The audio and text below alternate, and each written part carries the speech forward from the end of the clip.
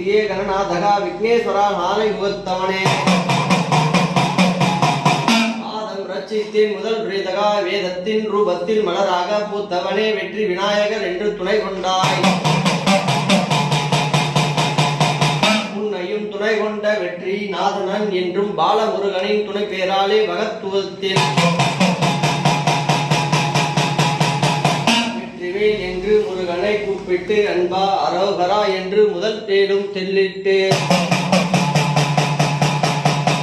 வெற்றிவேல் முருகனுக்கு அரகரோ எம்மதம் சம்மதம் என்று உன்னை நான் நினைத்தாலும் எப்போதும் நீரடங்காத வேளையில்